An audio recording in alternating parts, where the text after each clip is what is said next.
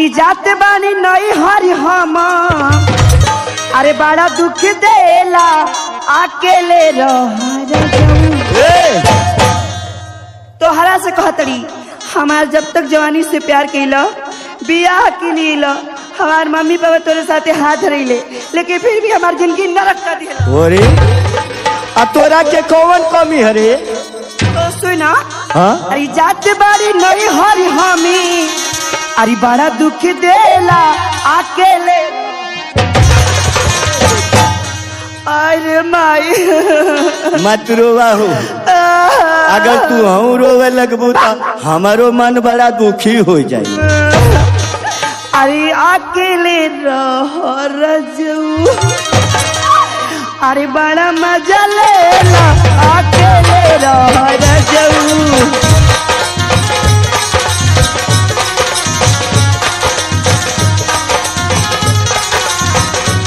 अरे माई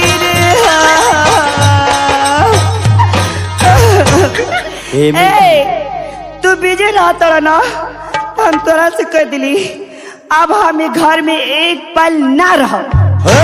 सुना अच्छा ये बतावा कि तोरा के कौन चीज के कमी बिया कि तू नैहर कुहा के जाती हम जाए अपना नैहर काहे तू नैहर जाबी आ तो अगर नैहर जाबी तो महू ससुरारी जाई। हम तो अपने माई बाप भाई भौजाई और जे बात सबसे मिलते जे तू कैसे मिली मोरे ससुरारी है मोर हाँ। मोरे ससुरारी में मोर केहू है ना आई बताओ ये तनी पूरा पंच भरल पूरा खंडनीय मोर है मोरे ससुरारी। अच्छा देख मोरा ससुरारी में मोर ससुर हूँ अच्छा मोर सास यही मोर सारा हवा मोर सरहज यही मोर एगो छोटकी सरुआइन तो सुन लो हमारा नैहर में हमारे बाबूजी एगो कुत्ता पलले बड़े कॉमेडी प्रेजेंट मुन्ना सावन करे का हो आई बताओ कि तोर बाबूजी तोरे माई के छोड़ के कुकुर पगलाइल बड़ा का कहीं न कहती कि मोर बाबूजी कुकुर रख ले अरे रखले ना हुए पलले बारे पलले हम हाँ आज तोरी के का कहूँ हम तो समझो कि तोर बाबूजी तोरे माई के छोड़ के कुकुर रख ले पगलाई लगा का हो तो ही न कहती है ऐसे न बोले के चाहे कि मोर बाबूजी एगो कुकुर पलले हूँ।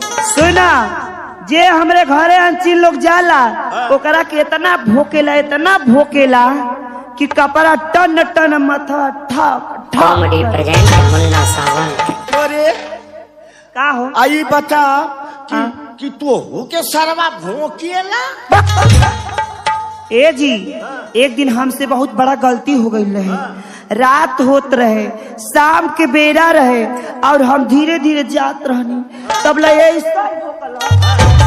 कि हमार करेजा सन सन सन करे लगा। आयो बापा तू सरवा पीछा से आके भोंक देले होई ना हाँ तनिको बुझबे ना कयल कि हालत ऊंचो पूछो मत हमार हालत बेकार हो गई लेकिन यही तरी तोरी बहनियों के भोंकेला ये दादा एक दिन हमारे माई आवत रहे ना तो वो बच गई नहीं तो वो के भोंक हाँ नहीं तो बूढ़ पुरनिया के दिए रहल अगर सरवा भोंक देले हो तो दांत तो लगे गयल। ए मऊगू माई तो हमार बच गई लेकिन तोहके भोकी की ना तो मुंह का पानी कपारे पर निकल जाई। उ सरवा मुंह के भोकी उ तो छोड़ा आगा छोड़ा जब पाछा पाई तो उ मारी तोहर धक्का की तोहर लीला टन टन कर। अच्छा चल ठीक कैली बता दिली महू न जाइबो तो सारे के खुदाई के ले रहबो यही पकी चीज कहाँ ले रहबो मगुई पीड़ियावा रे। अच्छा जब मगुई पीड़ियावा यही में ले रहबो जब जाइबो तो सरवा भोंकती आइबे करी। अच्छा अब बस जब सरवा भोंकती आइबे करी मुहावा खोली बस मुँह पीड़ियावा वही के मुहावा में ठेली दे। ठीक बा। आ जब खेली देबो तो सरवा वही में अजुरा जाई आ मो घरे में होली जाइबू। अरे बाप रे इतना दिली बा।